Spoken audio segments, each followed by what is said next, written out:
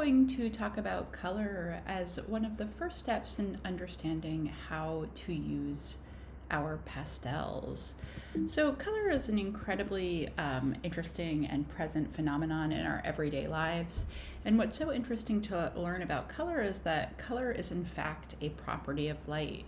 So as lights change, as lighting sources change, as the sun goes down, as the sun goes up, the colors that we observe change. Objects don't actually have a specific color of their own, actually just the ability to reflect back certain wavelengths of color. So when we think of something like grass, which a lot of us tend to think of as just being green, we're actually seeing a lot more and perceiving a lot more than just the color green, right? If we look at this very simple image of some grass that looks like it has some parts in sunlight and some parts in shadow, we understand that there is our perception of yellows and blues and some even soft violets and varieties of greens, right? So there's all sorts of different colors in here. The way that we understand color actually comes from Isaac Newton's discovery in the 1600s. He was able to demonstrate how light works by refracting it, bending it through a prism, and that broke up the light into a rainbow of hues and demonstrated that light is made up of wavelengths of color. So in fact, what we see as color, if we see what we call a red apple, is in fact something that's being hit with light, and certain parts of that light is getting absorbed by the surface of the apple, and certain parts of that light is getting bounced back to our eye. And so when we see a red apple, all of the other colors that are in that light are getting absorbed by the surface of the apple, and that red is getting bounced back to our eye.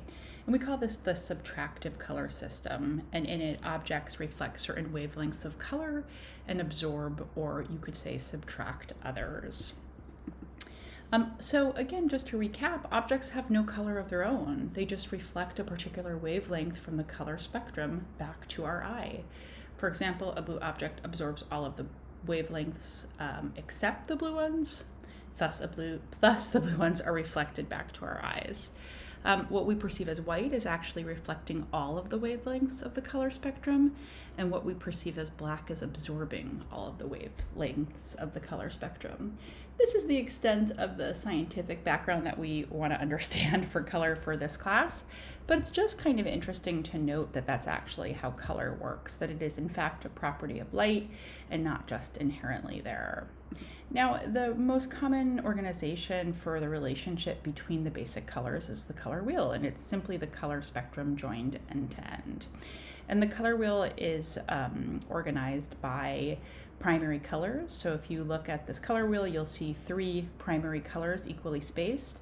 Primary colors are red, blue, and yellow. And the way that the color wheel works is that these three colors, red, blue, and yellow, are theoretically unmixable from any other colors. That's why they are called the primary colors, the first colors, and those colors then mix all of these other colors. Between the primary colors are the secondary colors. So between red and yellow is orange, between yellow and blue is green, between blue and red is violet. And then lastly, these colors between the primary and the secondary colors are the tertiary colors. That's kind of the third step in the color wheel. Those are simply the secondary and primary colors that are right next to each other. So all those hyphenated colors, red-orange, yellow-green, etc., those are our tertiary colors. Now, color has three properties. It has hue, value, and intensity. So we tend to think of color sort of simply, usually. It's just what we see. But color can actually be described through these different properties. The first is hue, and hue simply refers to the name of a color. It describes the visual sensation of the different parts of the color spectrum, so blue versus violet versus blue-violet, etc. One hue can be altered to create many variations. That's because color also has value. Value is the relative lightness or darkness of a color. With pigments, value can be altered by adding white and black. So if you take a look at this value scale above, it's just a monochromatic value scale using black and white paint. And below we have actually an achromatic value scale. A is 1, chroma is color, and that is actually the color red being mixed with some black, and then the color red being mixed with some white. And that will give you actually different values of red. Lastly, color has intensity or saturation. Intensity is the relative brightness or dullness of a color. Sometimes it can be a little bit confusing to distinguish between intensity and value, but essentially intensity is about colors being really full or really dull, right? So the way that we tend to actually change the intensity of the color is by using the color's complement. And complementary colors are colors that are directly across from each other on the color wheel. So here we have blue and orange, which is one set of complementary colors. And you can see that as you inch your way across this spectrum, that as the paints start to mix together, they become dull. This is an incredibly important color relationship. Complementary colors are one of the most important things to understand when it comes to using any kind of color material. So we're going to spend some time on this idea, because instead of adding black or white to our pieces, we want to start to get a little bit more comfortable with the idea of adding complementary colors in order to add to the richness or dullness of a piece. We'll talk more about that. So here again is our color wheel. Our primary colors are red, yellow, and blue. Our secondary colors are orange, violet, and green, and our tertiary colors are those mixtures of adjacent primary and secondary colors. Your complementary colors are directly across from each other on the color wheel. The 3 sets of complements that you want to have memorized are red and green, that's one set, directly across from each other. Blue and orange, that's one set, directly across from each other. And violet and yellow, directly across from each other.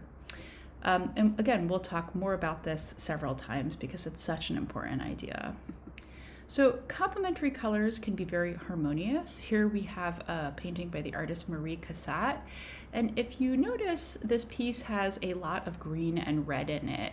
Again, green and red are complements. They're directly across from each other on the color wheel. Green and red are such an interesting complementary color relationship because they are sort of equally valued, right? So they sort of equally take up when you squint your eyes. In this particular painting, the red's a little bit more saturated, but it's not as though one's really light and one's really dark. With other complementary colors, like blue and orange, we tend to perceive one of the colors to be a little bit darker and one of the colors to be a little bit lighter, especially true for violet and yellow. Another example of a complementary color relationship, a more subtle one perhaps. This is a piece by the artist Picasso, and here it is mostly a lot of blues, dull and bright blues, dark and light blues, but also a dash of orange, right? And the orange is, of course, the complement to the blue, and actually orange is sort of smattered throughout this piece because the artist has been mixing it with the blue to dull the blue out. Why are complementary color relationships so important? Well, as I've said already, but I will keep repeating over and over again because I think it's so incredibly important. When you mix your complements together, you really affect the intensity or saturation of that color. So the more you mix in the complement, the more you can actually dull that color out. You can also create the illusion of just a darker part of a surface. If you're using the dull version of that color, you can create the illusion of shadow. Understanding complementary colors can be so, so important. Complementary colors create neutrals. So if you look at that color wheel, we're looking just at pretty bright colors, right? We're looking at very standard rainbow colors. When you want to create a skin tone or the illusion of something natural like a piece of wood, you need to start thinking about how you can mix your complementary colors to create neutral tones like grays and browns and even blacks. Creates the illusion of throwing the complementary color onto surrounding colors and can create contrast. So there's a relationship between colors being directly next to each other. So sometimes when a color is next to another color, you may be affected by this illusion of a color being thrown onto another color. And I'll show you some examples of that in a moment. It also can sometimes have vibrating edges. So if you put something that is saturated similarly next to each other, it can make that edge of those two colors seem to almost look like they are vibrating to the eye. So lots of reasons to get comfortable with complementary colors. For me, I like to always have a little mnemonic device to remember things. Blue and orange, I think of the Knicks because I'm originally from New York. Red and green, I think of Christmas because I don't know what else I could even think of. And violet and yellow, I like to think of the Lakers just because here I am now on the West Coast. You can come up with whatever mnemonic device is helpful for you, but I know for me, I get confused if I don't have a little something to help me remember. Now, all of this is just a little background to help us work with this kind of messy and hard to control material of pastels. Pastels are really fun. They're really unique. They're really strange. They're not necessarily controllable in the way that you might control another material. You may not be able to have pure precision with this kind of material. I think that you have to think about embracing the quality of the material. So there's lots of ways to use pastels, and we're going to talk about all of them in a couple of different exercises. These are just a couple of different little sample pieces, thinking about using the side of the pastel, blending the pastel, layering the pastel, blending and layering the pastel, hatching and cross-hatching. There's lots of different ways that you can combine tools to use these materials. We'll be doing several exercises when it comes to getting started with pastels. The very first is going to be to create a color wheel, just so that everyone can have the experience of mixing color directly. The second is going to be to create some scales where you mix your complementary colors together. And the third is going to be a kind of test sheet of different ways that you can combine your pastels. And this is a really important set of steps that's going to get you comfortable, or at least a little more comfortable with the material before we launch into our fourth exercise, which will be a small drawing. From there, we'll do a bigger drawing, but I just want to give us time to get comfortable with this material. So all of that will be outlined on the module. A couple of artists that you may want to poke around looking at as you get prepared to start thinking more about pastels. Marie Cassatt, beautiful, absolutely beautiful layering of pastel material. You can see lots of ways that the artist is starting to combine different ways of blending the material and layering it with directional lines, letting colors peek through. You can see the way that contrast is working between these dark values in the back and the bright values in the front. Really, really beautiful work.